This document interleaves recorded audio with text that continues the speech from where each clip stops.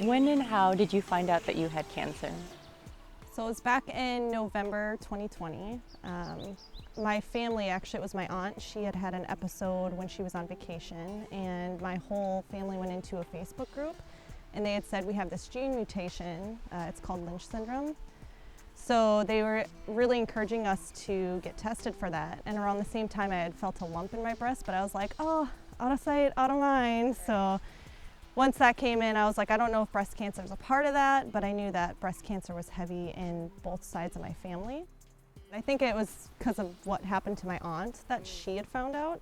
And then due to my mom passing, I was able to get genetic tested. So how it normally works is it's about 50% of family members will get it, and it's not very commonly known. So normally it would go to the parents, but like I said, since she passed, we were able to get it as kids.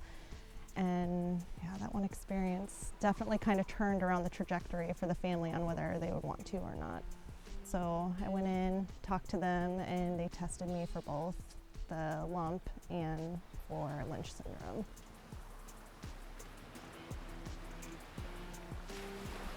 I'd say I had a phenomenal support system. Like anyone and everyone, which is key. The community kind of came together. People I didn't expect would send messages or anything, like literally people I wouldn't expect.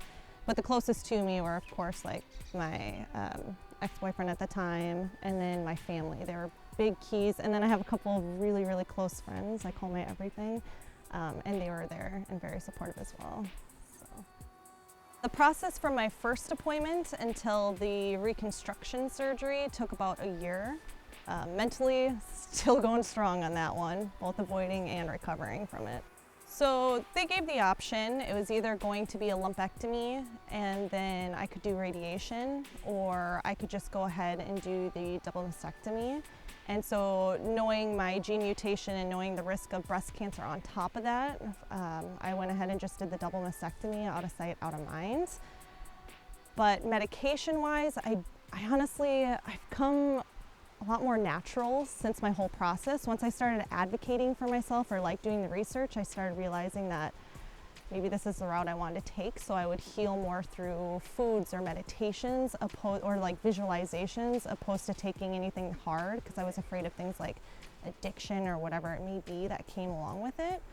But I did take, I forgot what it was, like Norco or something, like twice, and then of course they dope you up outside of surgery, so I came out with that. But everything else was just try to stick with like ibuprofen and Tylenol mix, you know. But if I don't have to, I'm not going to. Oh, and I slept for like a week straight too. Like, I mean, the best way to heal my body is to just let me sleep it off for like days.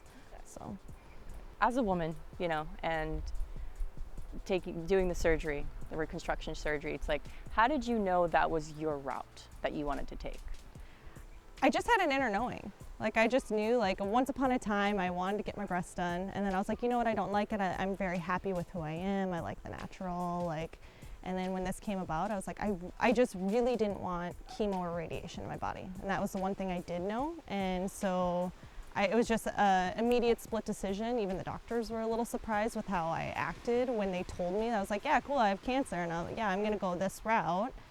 But I will say during the process, my mentality was, you know, like what I felt versus what I felt society wanted. Like I could hear that a little bit on my shoulders, because there's an insecurity when your breasts are done. Like people are like, oh, she's doing it superficial, or she's doing it for X, Y, and Z. And so I was like, oh, I really want to go natural. I want to make them look as natural as possible. But when I was looking at the surgeons, there was one surgeon that just like kept popping out to me. I was like, damn, those look good. And it took me a very long time for me to be like, okay, I know I want this.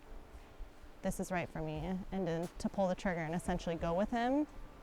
And in the end, I'm very glad I did, because they turned out phenomenal. And I was able to have the trust in him with his artistry. And to say, even on my surgery day, he was like, okay, what did you make up your mind? And I was able to be like, listen, I trust you. And that is something that I feel very fortunate to be able to have. That trust in my doctor. Other than what you've mentioned right now and what you've told me, is there anything else that you would like to talk about, you know, your experience about breast cancer? I'm still picking myself back up. I think a lot of people think that the cancer journey is only while you're going through it, and the truth is there's still a lot of rebuilding to do after the journey.